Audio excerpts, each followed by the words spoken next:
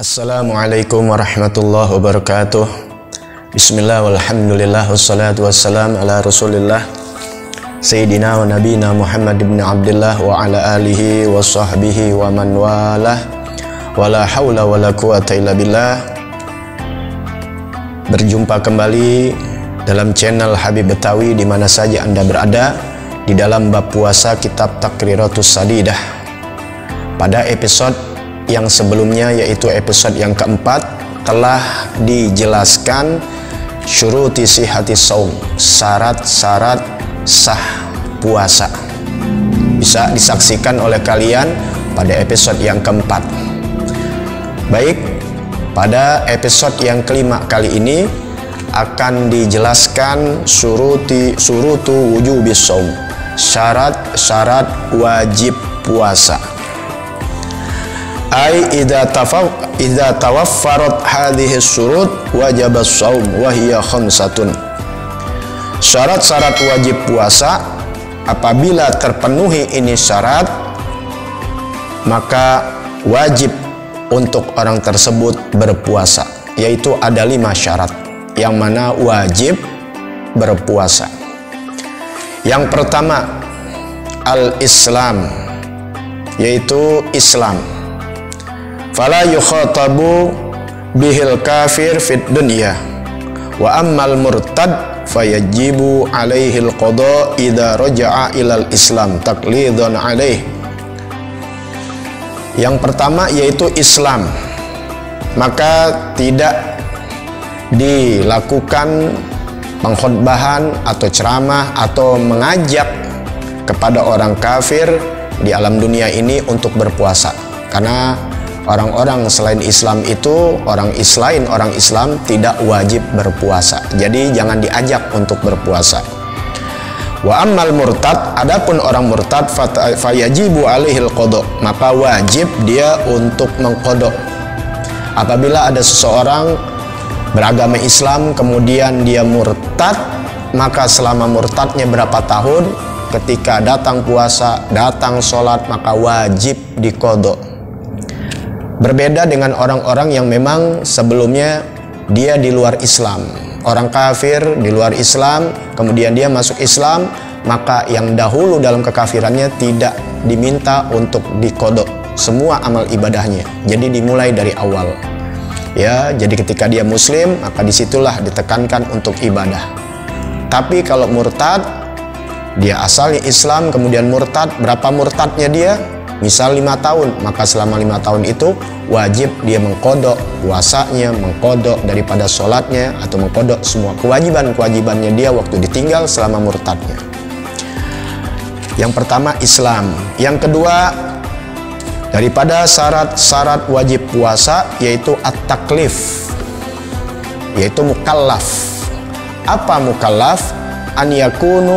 An yakuna balighan akilan, yaitu yang dikatakan akil balik, ya, yang dikenal dengan perkataan akil balik. Apa akil balik? Yaitu akil balik, akil yaitu orang yang berakal, balik yaitu yang sudah sampai secara bahasa. Secara syariat adalah seseorang wanita apabila setelah kedatangan haid. Buat laki-laki yaitu datangnya mimpi basah atau keluar sperma. Wanita haid, laki-laki keluar sperma. Apabila kedua ini hal belum datang tapi usia sudah 15 tahun secara hijriah, kurang lebih 14 tahun 7 bulan atau 8 bulan secara masehi, maka sudah wajib atau dikatakan mukallaf, yaitu wajib dibebankan syariat agama. Seperti yang diterangkan ini masalah puasa. Jadi yang pertama yaitu Islam, yang kedua adalah mukallaf, yaitu akil balik, akil berakal, balik sudah sampai waktunya dia untuk dibebankan dalam masalah agama. Tandanya buat wanita yaitu datangnya haid, buat pria atau laki-laki yaitu datangnya mimpi basah atau keluar sperma. Apabila keduanya belum datang, maka ditentukan dengan umur, yaitu 15 tahun hijriah, yaitu umurnya dihitung dengan hijriah. Apabila dengan masehi tidak punya hijriah, lupa tanggal lahir secara hijriah, maka dihitung 14 tahun 8 bulan atau 14 tahun 7 bulan. Ya silahkan dihitung karena setiap tahun Masehi ya itu lebih banyak daripada tahun hijriah. Kurang lebih 10 hari kurangnya. Wa amma sobi fayajibu ala wali amrihi an ya'muruhu bis-shaum li sab'i sinin wa yadribuhu idza tarakahu li asyri sinin in atagahu. Adapun bayi atau dikenal balita atau yang belum mukallaf, maka wajib bagi walinya, wajib bagi orang tuanya memerintahkan untuk berpuasa. Kapan diperintahkan? Ketika umur sudah masuk 7 tahun. Adapun apabila sudah berumur 10 tahun, anak ini meninggalkan kewajiban seperti sholat atau puasa, maka boleh dipukul, tapi pukul ini tidak menyakitkan, hanya untuk mendidik apabila dia mampu untuk berpuasa. Karena ada anak yang mungkin 10 tahun ya, karena mungkin keadaan kondisinya yang tidak memungkinkan untuk bisa berpuasa, maka tidak boleh ya dihukum dan sebagainya. Ini hanya untuk pendidikan agar nanti menjelang datang mukallaf sudah dibebankan agama, dia wajib hukumnya, mau tidak mau. Bila tidak, maka berdosa orang tuanya. Yang ketiga, daripada kewajiban syarat-syarat wajib puasa. Yang ketiga yaitu al-itoghah, ay al-qudratu alaihi bil itoghah takun hissan wa syar'an. Yang ketiga adalah mampu dia untuk berpuasa. Mampu ini ada secara hissi, ada secara syar'i. Yang secara hissi yaitu fala yajibu ala syekhil haram wal marid alladhi yurja bara'uhu. Syar'an fala yajibu alal haid wan nufasa. Yang mampu berpuasa dikategorikan dalam hissi, maka tidak wajib atas seorang yang syekh yang haram, yaitu seorang yang sangat tua renta, yang tidak memungkinkan dia untuk berpuasa. Yang kedua yaitu seorang yang sakit yang tidak bisa diharapkan kesembuhannya, sakitnya udah permanen. Kalau sudah sakit permanen, otomatis obat tidak akan ditinggal. Kalau obat nggak ditinggal dari pagi dan siang atau sore atau pagi, dia harus minum obat, maka tidak mungkin berpuasa. Nanti ada lebih lanjut keterangan dan pembahasannya. Yang terpenting adalah selalu ikuti channel Habib Betawi, karena akan ada pembahasannya bagaimana nanti dia bayar fidyah, karena tidak mampu lagi untuk berpuasa. Kecuali kalau sakitnya bisa diharapkan kesembuhannya. Kalau diharapkan kesembuhannya, setelah sakitnya selesai, dia sembuh, maka wajib qadha. Tapi kalau tidak diharapkan kesembuhannya, mungkin sampai kematiannya, memang harus dia seperti cuci darah dan sebagainya, maka tidak bisa untuk berpuasa, maka cukup dia bayar fidyah. Kenapa? Karena setelah habis Ramadan pun dia nggak bakal bisa untuk mengganti. Jadi harus dimengerti, insya Allah penjelasan yang lebih lanjut ada di bagiannya. Kemudian yang secara syariat, yang tidak mampu untuk berpuasa yaitu bagi orang yang haid dan nifas. Ya, keadaannya sih mampu, tapi secara syariat dia tidak bisa untuk wajib puasa. Ya. Kemudian yang keempat syarat wajib puasa yaitu kondisinya adalah sehat, as-sihhah. Fala yajibu alal marid, maka tidak ada kewajiban bagi orang yang sakit. Bagaimana kondisi orang yang sakit yang dibolehkan tidak berpuasa? Wadhaibidul marid al-mubih lil fitr.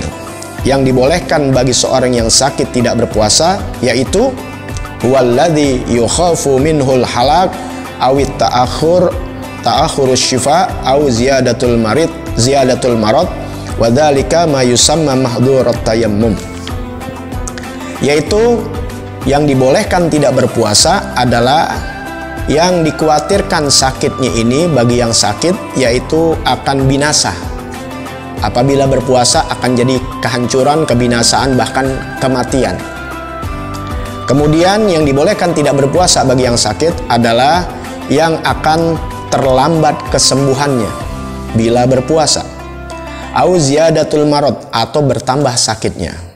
Nah, ini harus ada konsultasi dengan kedokteran atau ahli medis. Apabila hal-hal yang telah disebutkan ini ya ada pada jiwa pasien atau orang yang sakit, maka dibolehkan untuk dia tidak berpuasa. Ya, bahkan dikatakan wajib dia untuk tidak berpuasa karena akan menjadi tambah sakit, bahkan binasa, ataupun akan lama kesembuhannya. Nah, ini juga masuk kepada mahdhurat tayamum, yaitu dibolehkannya bertayamum. Jadi bukan hanya menyangkut soal puasa pun termasuk dalam menyangkut wudhu. Kalau dia berwudhu terkena air, maka sembuhnya lama atau tambah sakit, atau bisa tambah dia menjadi binasa atau tambah lemah. Dibolehkan juga dia untuk bertayamum. Ya, jadi sama itu kondisi tayamum dan masalah puasa. Jadi jelas sakit yang mana yang dibolehkan untuk tidak berpuasa. Jadi bukan semua sakit, timbang bisul aja ya nggak puasa, timbang pusing aja tidak puasa. Jadi harus dilihat kondisinya. Apakah kondisinya ini akan bertambah sakit, apakah akan bertambah lama sembuhnya, atau bahkan jadi binasa, maka dibolehkan untuk tidak berpuasa. Yang kelima, al-iqamah, yaitu orang yang mukim. Fala yajibu alal musafir, tidak wajib bagi orang yang musafir. Alladzi yusafiru safaron tawilan, yaitu yang bermusafirnya perjalanan yang jauh. Di sini dikatakan dalam kitab Takrirat 82 km. Ya, ada yang mengatakan 90. Tapi di kitab Takrirat 82 km. Kalau udah di atas 82 km, maka dibolehkan, ini dikatakan musafir, maka dibolehkan untuk berbuka puasa. Ya, dibolehkan ya untuk berbuka puasa. Musafirnya tentunya mubahan, musafir yang boleh, apalagi yang sunnah, seperti dia menziarahi orang tuanya, yang boleh saja. Kalau yang haram tidak boleh, seperti dia bermusafir keluar dari kotanya lebih dari 82 kilo untuk mencuri, untuk merampok, untuk korupsi dan sebagainya, atau perbuatan yang haram, maka tidak boleh. Ya, jadi musafir yang dibolehkan itu untuk menjamak sholat ataupun berbuka puasa, ya, atau dibolehkan dia tidak berpuasa, yaitu musafir yang mubah.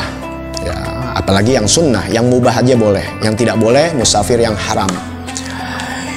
Tapi ingat, yustaratu, disyariatkan di sini li jawazil fitri fis safar, yaitu dibolehkan dia berbuka di dalam safarnya idza yusafira qabla tulu'il fajr, apabila dia bermusafirnya sebelum terbit fajar, yaitu ketika dia melangkahkan musafirnya ini sebelum terbit fajar, yaitu sebelum masuk subuh. Dia bermusafir, ya, keluar dari negerinya 82 kilo, kemudian dia baru sahur dan sebagainya, kemudian nggak kuat dia untuk berpuasa, sudah keluar dari negerinya yang 82 kilo dari kotanya, maka dibolehkan dia untuk berpuasa. Nah, kalau sekarang bagaimana? Kalau kita pulang kampung, belum bermusafir, belum keluar dari negerinya, di kampungnya, masih di kotanya, di terminal udah kagak puasa, udah ngerokok, udah makan. Nah, ini salah. Ya, salah.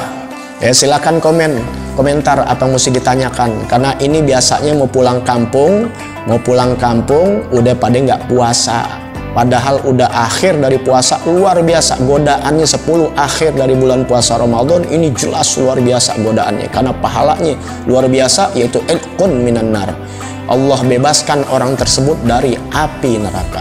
Makanya berat, sibuk pulang kampung, sibuk mencari baju lebaran, sibuk dengan bikin kue, boleh saja, tapi jangan lupakan kewajiban, yaitu menunaikan puasa Ramadan yang mulia, yang hanya setahun sekali datangnya dan penuh keberkahan ampunan dari Allah Subhanahu wa Ta'ala.